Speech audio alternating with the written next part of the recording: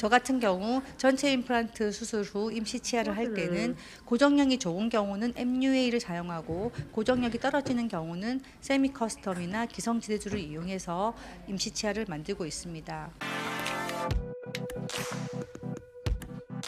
안녕하세요. 하루의 치과 이한나 원장입니다.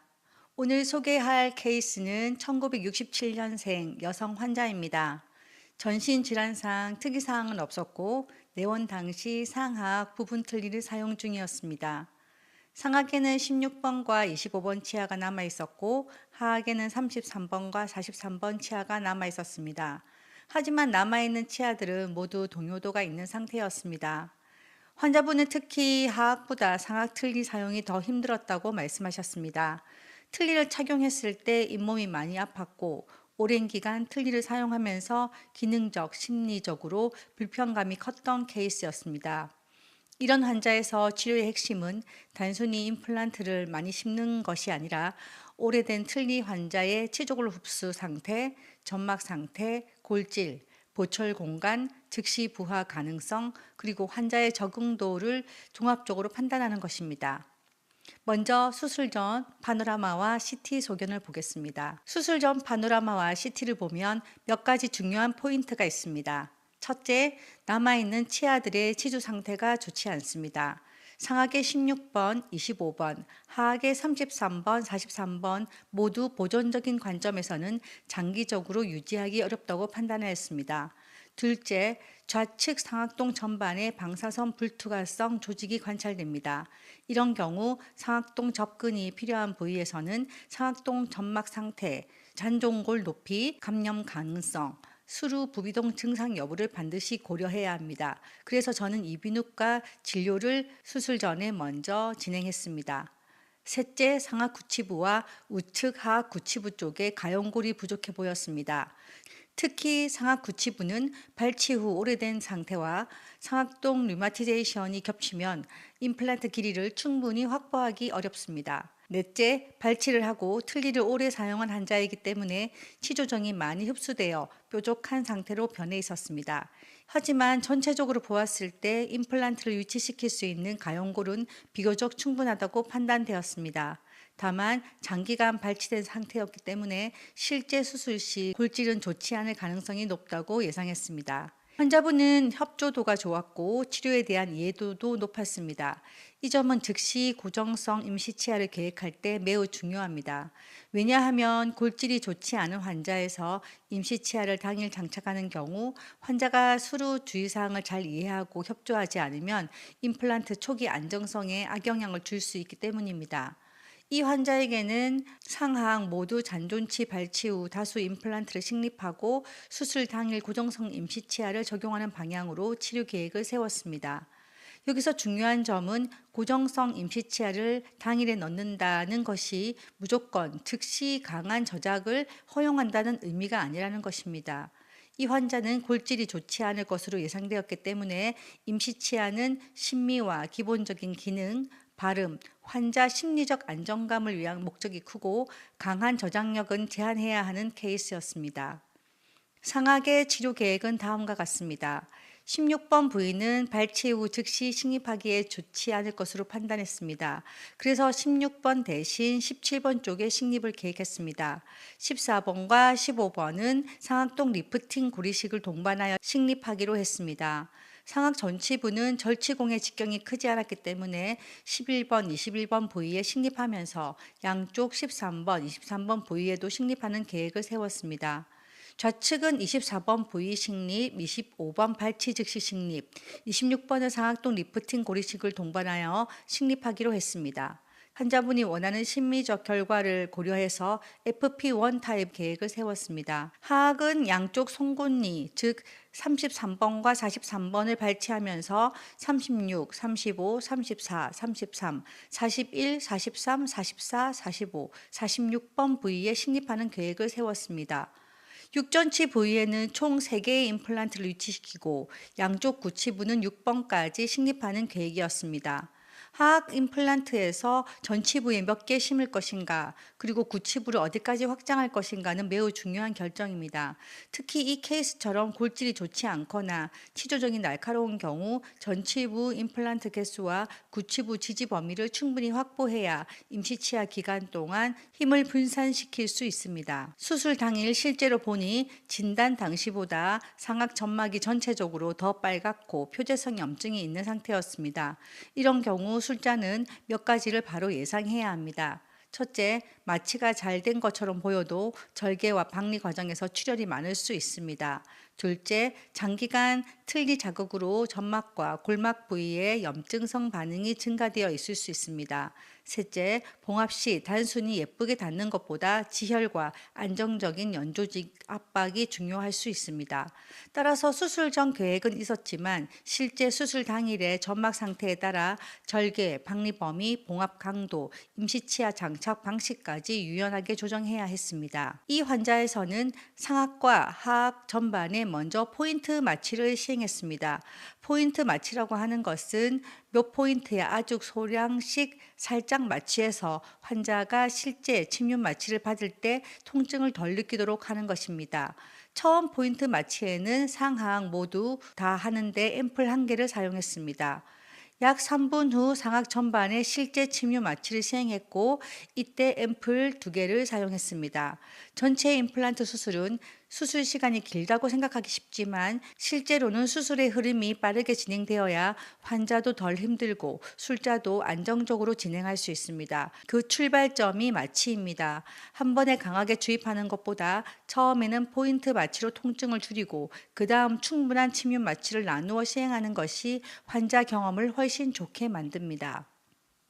수술은 상악부터 시작했습니다. 먼저 동요도가 있던 16번과 25번을 발치했습니다.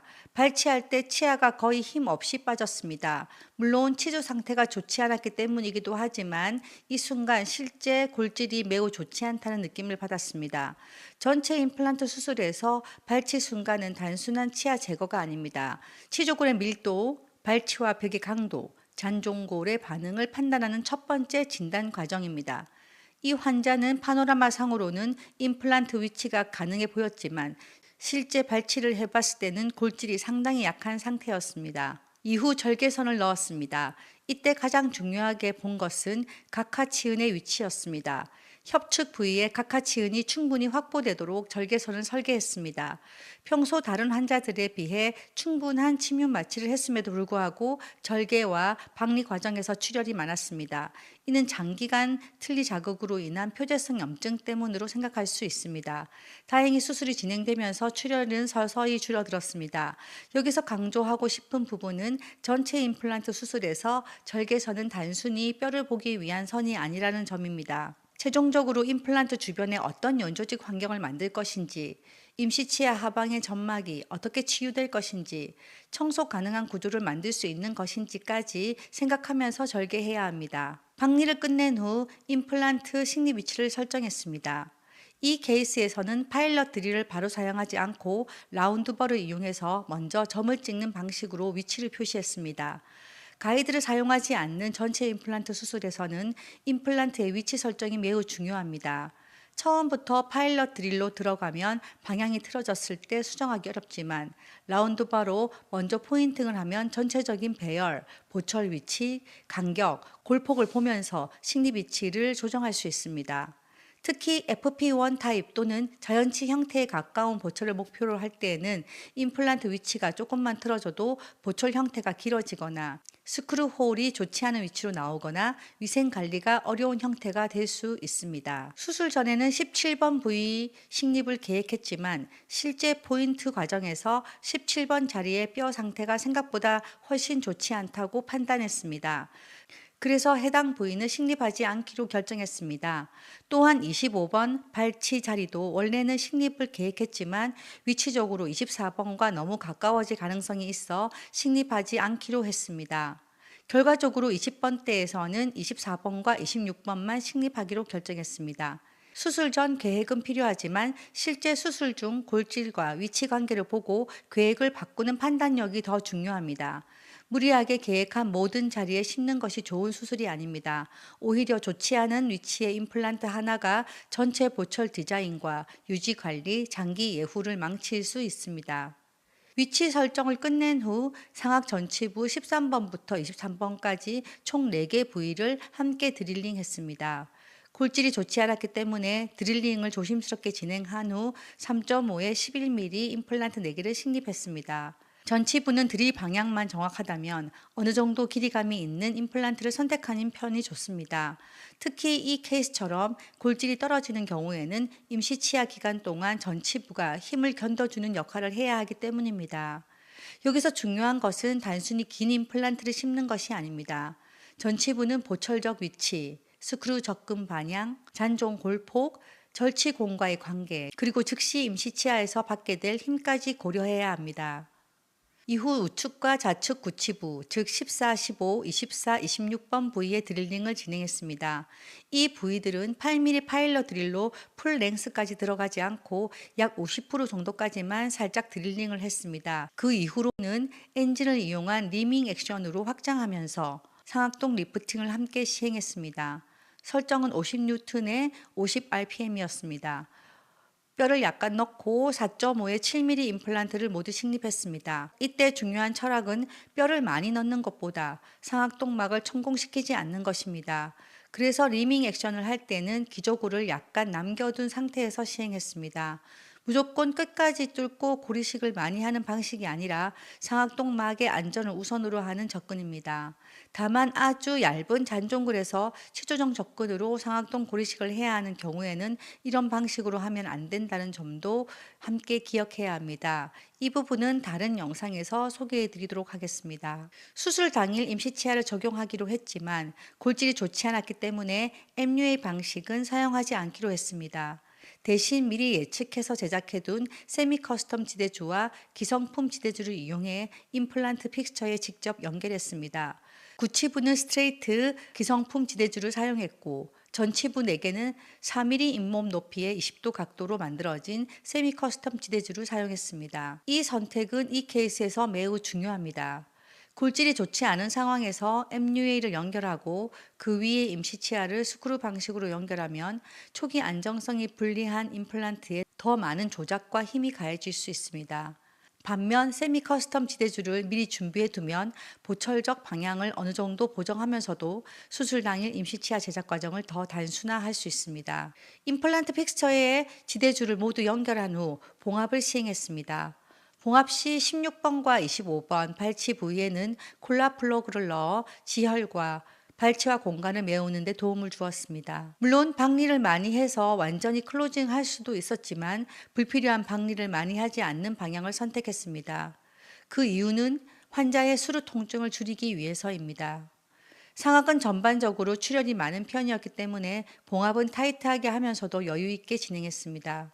상악 전체 임플란트를 식립하고 봉합까지 끝내는데 약 20분 정도가 소요되었습니다. 전체 임플란트 수술이라고 해서 무조건 광범위하게 열고 완전히 닫고 모든 공간을 크게 조작하는 것이 좋은 것은 아니라고 생각합니다. 불필요한 박리를 줄이는 것이 수루 부종과 통증을 줄이고 환자의 회복 경험을 좋게 만들 수 있습니다. 상악 봉합을 3분의 2 정도 진행했을 무렵 하악 침륜 마취를 시행했습니다. 이때 앰플 2개를 사용했습니다.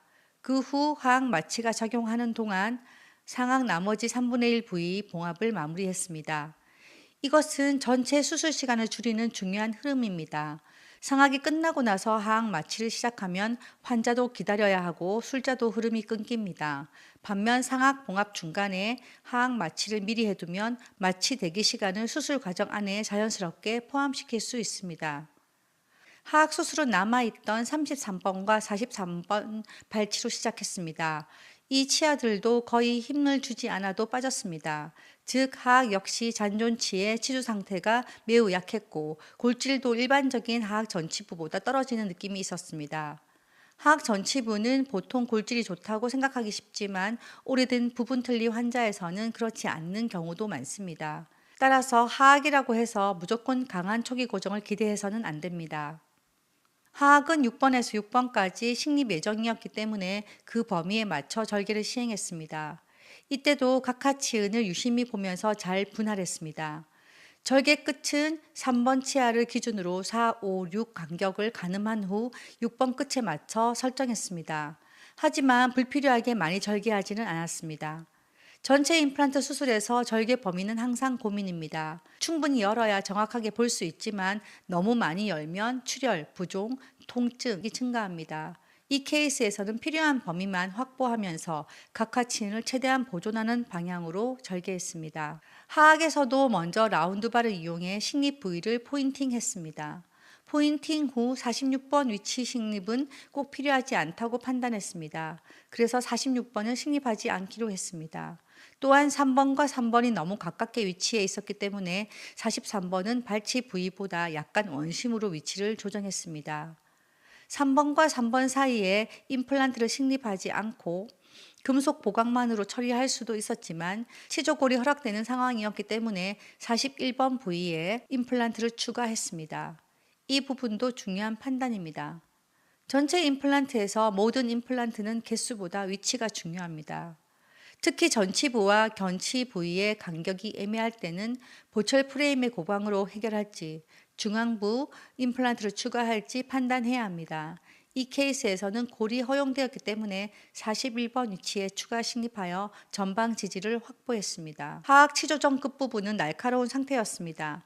그래서 본 론저를 이용해 약간 평평하게 만든 다음 드릴링을 시작했습니다. 하악에서는 전치부와 구치부 드릴을 따로 나누지 않고 구치부에 적용할 8mm 파일럿 드릴을 이용해 전체 드릴링을 진행했습니다.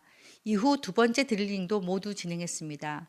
하악 전치부는 다른 환자들에 비해 골질이 떨어지는 편이었습니다. 그래서 3.5mm 드릴은 생략하기로 결정했습니다. 대신 길이를 더 확보해야 했기 때문에 전치부 3개 부위는 11mm 파일럿 드릴과 두 번째 드릴까지만 진행한 후 3.5에 11mm 임플란트 3개를 먼저 식립했습니다. 전치부는 가능한 무리하게 두꺼운 임플란트를 사용하지 않는 것이 좋다고 생각합니다. 임플란트 직경을 키우는 것보다 임플란트 주변에 충분한 골량을 확보하는 것이 더 중요하다고 판단했습니다. 전치부 식립 후 나머지 어금니 부위는 3.5에 7mm 드릴, 4.0에 7mm 드릴까지 확장했습니다. 골질이 좋지 않았기 때문에 4mm까지 드릴링한 후 4.5에 7mm 임플란트 5개를 식립했습니다. 여기서도 핵심은 골질에 따른 드릴링 조절입니다. 하악은 식립 각도가 비교적 좋았습니다. 그래서 모두 기성지대주를 이용해서 픽스처와 연결한 후 봉합했습니다. 하악도 수술 시작부터 봉합까지 약 20분 정도의 시간이 소요되었습니다. 하악에서는 상악보다 출혈과 점막 문제가 상대적으로 덜 복잡했고 식립 각도도 좋아 기성지대주만으로도 임시 보철 연결이 가능했습니다. 이렇게 해서 상악과 하악을 모두 포함한 수술 시간은 약 40분 정도가 걸렸습니다. 전체 임플란트 수술에서는 환자가 입을 오래 벌리고 있는 시간, 마취가 풀리기 전의 시간, 출혈 관리, 스캔과 임시 치아 제작까지 이어지는 전체 흐름이 중요합니다. 통상적으로 전체 위아래 수술에는 일반적으로 1시간에서 1시간 반 정도가 소요되지만 이분의 경우는 골질이 좋지 않았기 때문에 수술 시간이 적게 걸렸습니다. 수술 시간이 짧아질수록 환자의 체력 부담도 줄고 수루 부종과 통증도 줄어드는 경향이 있습니다. 하지만 빠른 수술은 서두르는 수술과 다릅니다. 위치 설정, 계획 변경, 골질 판단, 지대주 선택이 모두 정확히 이루어졌을 때만 안전하게 시간을 줄일 수 있습니다. 수술 종료 후 파노라마를 촬영했습니다. 촬영에는 약 5분이 소요되었습니다.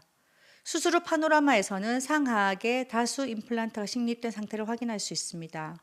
상악에서는 전치부 4개와 양측 구치부 임플란트가 보이며 구치부는 짧은 임플란트를 상악동 리프팅과 함께 사용한 형태입니다. 하악은 전치부와 양측 구치부에 분산되어 식립되어 있으며 전체적으로 임시 고정성 보철을 지지할 수 있는 배열을 보입니다.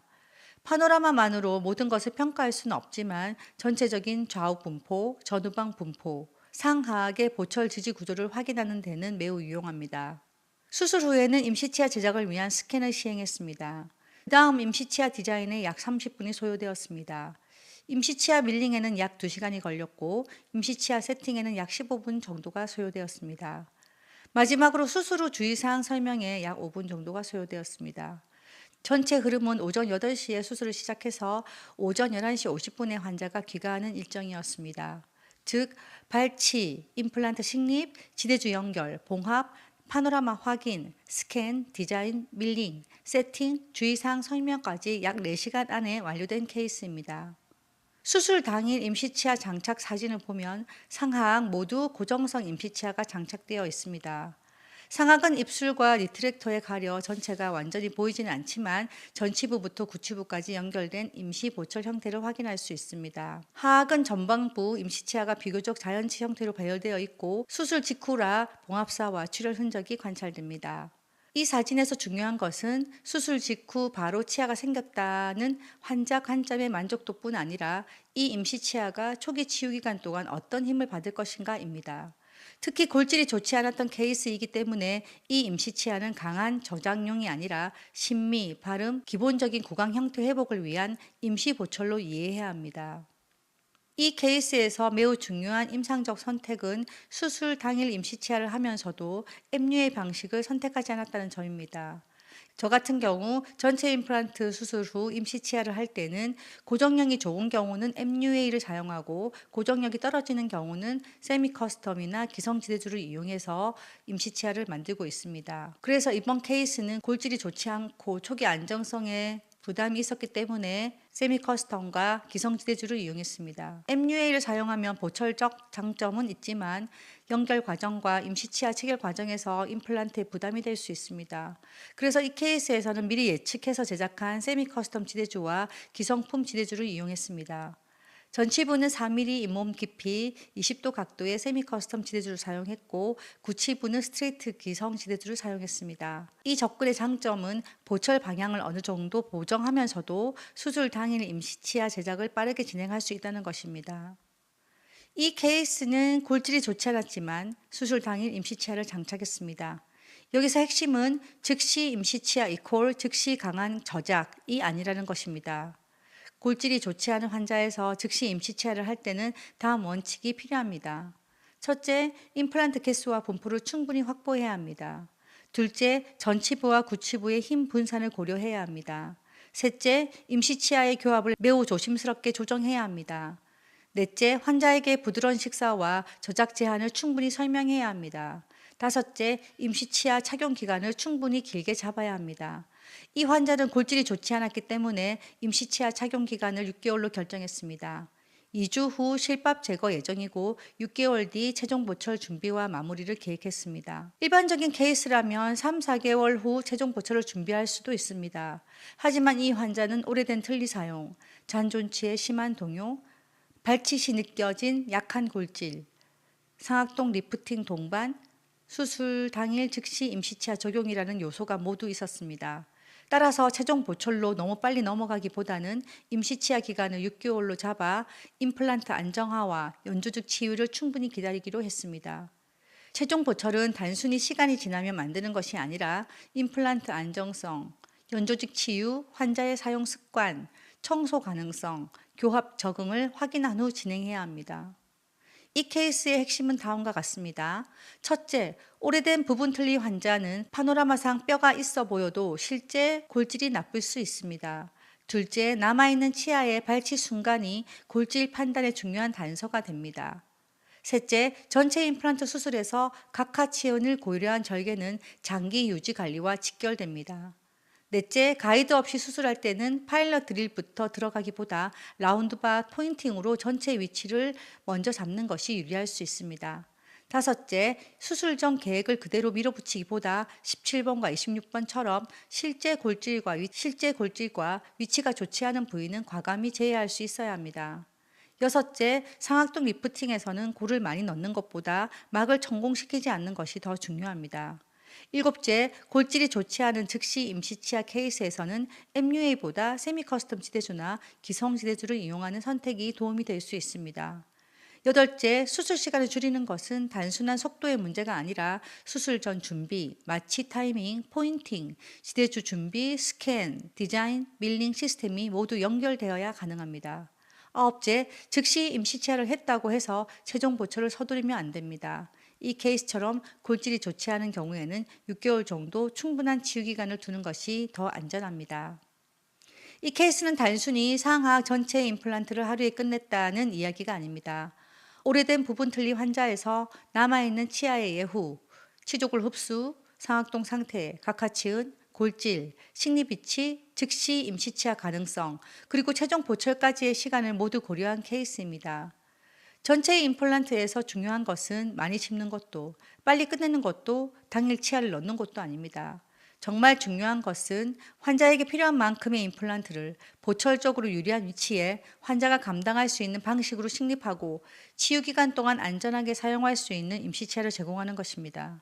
이 환자에서는 상하악 수술을 40분 안에 마치고 수술 후 파노라마, 스캔, 디자인, 밀링, 임시치아 세팅까지 진행하여 오전 8시에 시작해서 오전 11시 50분에 귀가할 수 있었습니다.